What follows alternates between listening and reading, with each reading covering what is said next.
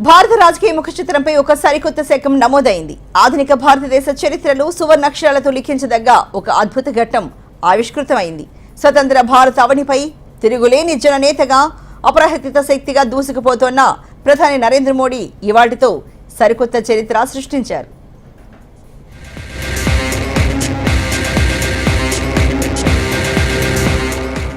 భారతదేశ తొలి ప్రధానమంత్రి పండిట్ జవహర్ లాల్ నెహ్రూ పేరున 6 దశాబ్దాలుగా చెక్కు చెదరకుండా ఉన్న రికార్డును దాటేసి దేశ చరిత్రలోనే అత్యధిక కాలం నిరంతరాయంగా పరిపాలించిన ప్రజాస్వామ్యబద్ధంగా ఎన్నికైన ప్రధానిగా నరేంద్ర మోడీ సరికొత్త రికార్డును లిఖించారు. 2026 జూన్ 10 నాటికి అంటే ఈ రోజుతో మోడీ కంటిన్యూగా ప్రధాని పీఠంపై 4399 రోజులు పూర్తి చేసుకున్నారు. దీంతో ప్రజాస్వామ్య ఎన్నికల ద్వారా నెహ్రూ గెలిచి పాలించిన 4398 రోజుల సుదీర్ఘ రికార్డును మోడీ అధిగమించినట్టయింది.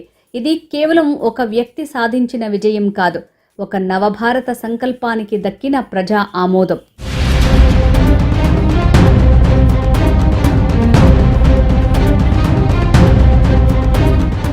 మోడీ రాజకీయ ప్రస్థానం ఒక అద్భుత కావ్యం. సామాన్య కుటుంబంలో పుట్టి చాయ్వాలా స్థాయి నుంచి దేశాన్ని శాసించే స్థాయికి ఎదిగిన మోడీ ప్రయాణమే ఒక పెద్ద ఉదాహరణ.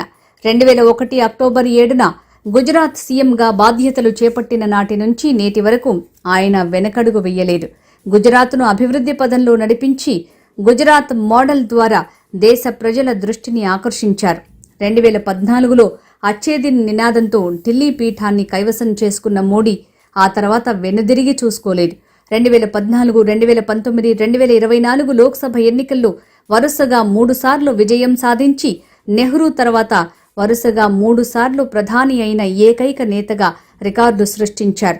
అంతేకాదు గుజరాత్ సీఎం, దేశ ప్రధాని పదవులను కలిపి చూస్తే దేశంలోనే అత్యధిక కాలం సుమారు 9000 రోజులకు పైగా పాలించిన నేతగా మోడీ ఇదివరకే పవన్ కుమార్ చామ్లింగ్ రికార్డుని బద్దలు కొట్టారు.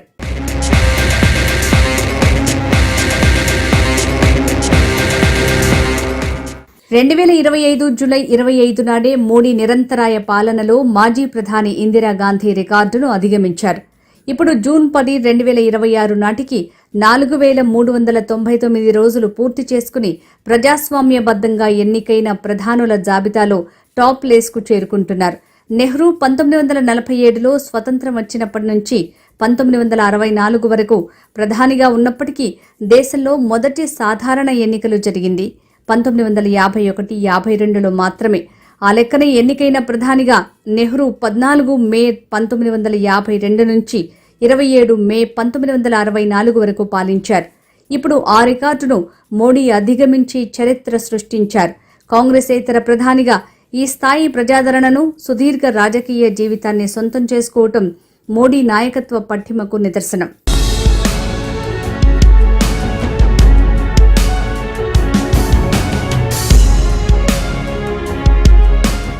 నెహ్రూ కాలానికి మోడీ కాలానికి మధ్య ఉన్న వ్యత్యాసాన్ని గమనిస్తే మోడీ సాధించిన ఈ విజయం ఎంత గొప్పదో అర్థమవుతుంది. నెహ్రూ ప్రధానిగా ఉన్నప్పుడు దేశ జనాభా కేవలం 34 కోట్లు. కానీ నేడు మోడీ 146 కోట్లకు పైగా జనాభా కలిగిన సార్వభౌమ దేశాన్ని నడిపిస్తున్నారు. నాటి రోజుల్లో కేవలం ఒకే ఒక్క కాంగ్రెస్ పార్టీ హవా నడిచేది. బలమైన ప్రతిపక్షాలు లేవు, ప్రాంతీయ పార్టీల ఊసే లేదు. 1952 ఎన్నికల్లో కేవలం 53 పార్టీలు పోటీ పడితే కాంగ్రెస్ ఏకపక్షంగా గెలిచింది. కానీ నేటి మోడీ కాలం అలా కాదు. నేడు దేశంలో 740కి పైగా రాజకీయ పార్టీలున్నాయి. ఎన్నో ప్రాంతీయ శక్తులు, గట్టి పోటీ ఇచ్చే కూటములు, ప్రతిక్షణం నిఘా పెట్టే మీడియా, సోషల్ మీడియా ఉన్నాయి. ఇంతటి తీవ్రమైన పోటీ, కత్తె మీద సాము లాంటి రాజకీయ పరిస్థితుల మధ్య 24 గంటలు మీడియా స్కానర్ కింద ఉంటూ కూడా వరుసగా 3 సార్లు గెలిచి ప్రజామోదంతో ఈ రికార్డు సాధించడం మోడీ అనే బ్రాండ్కి ఉన్న పవర్ని చూపిస్తుంది.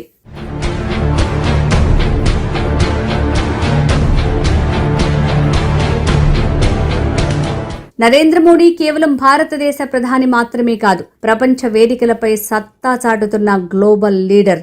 G20 సదస్సును భారత్లో విజయవంతంగా నిర్వహించడం ద్వారా ప్రపంచ దేశాల చూపును భారత్ వైపు తిప్పారు. అమెరికా, రష్యా, అరబ్ దేశాలు సైతం మోడీ దౌత్య నీతికి దాసోహమంటున్నాయి. ఇక డిజిటల్ ప్రపంచంలో మోడీకి సాటి వచ్చే నాయకుడే లేడు. ప్రపంచంలోనే అత్యధిక సోషల్ మీడియా ఫాలోయింగ్ ఉన్న ఏకైక నేత మోడీ. ఈ రికార్డులు అమెరికా అధ్యక్షులకు సైతం సాధ్యం కాలేదు. ఆధునిక యువతతో, టెక్నాలజీతో మోడీ ఎంతగా మమేకమయ్యారో చెప్పడానికి ఈ అంకెలే నిదర్శనం. మోడీ ఈ 12 ఏళ్ల పాలనలో దేశాన్ని అన్ని రంగాల్లో అగ్రపథాన నిలిపారు. గతంలో ఎన్నడూ లేని విధంగా దేశ మౌలిక సదుపాయాల రంగం రూపురేఖలు మారిపోయాయి. 2014లో 16 ఉన్న ఐఐటీల సంఖ్య 23కు చేరింది. ఐఐఎంలు 13 నుంచి 21కి, ఎయిమ్స్ సంస్థలు 7 నుంచి 23కు పెరిగాయి.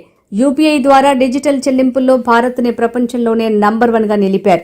పేదలకు ఉచిత రేషన్, ఆయుష్మాన్ భారత్ ద్వారా ఉచిత వైద్యం, పక్కా గృహాల నిర్మాణం, స్వచ్ఛ భారత్ మిషన్ ద్వారా కొంతమంది జీవితాల్లో వెలుగులు నింపారు. కశ్మీర్లో ఆర్టికల్ 370 రద్దు, అయోధ్యలో భవ్య రామమందిర నిర్మాణం వంటి శతాబ్దాల నాటి కలలను సాకారం చేసి సాంస్కృతిక జాతీయవాదానికి కొత్త నిర్వచనమిచ్చారు.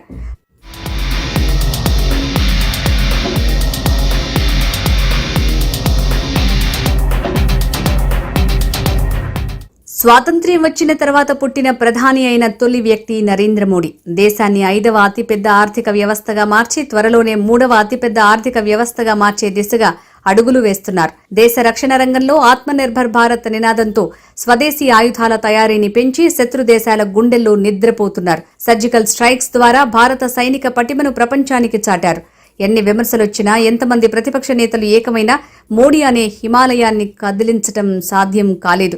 ఆయన వేసే ప్రతి అడుగు దేశ హితం కోసమే అనే నమ్మకాన్ని ప్రజల్లో గాఢంగా నాటారు. జూన్ 10, 2026 అంటే ఈ రోజు భారత రాజకీయ చరిత్రలో నిలిచిపోతుంది. కాంగ్రెస్ సుదీర్ఘ పాలన రికార్డులను బద్దలు కొడుతూ కాంగ్రెసేతర భావజాలంతో, దేశీయ మూలాలతో ఎదిగిన ఒక నాయకుడు దేశాన్ని అత్యధిక కాలం పాలించిన ప్రజాస్వామ్య నేతగా కిరీటాన్ని ధరించాడు. ఇది కేవలం రోజుల రికార్డు కాదు, మోడీపై దేశ ప్రజలు ఉంచిన అచంచలమైన విశ్వాసానికి ప్రతీక.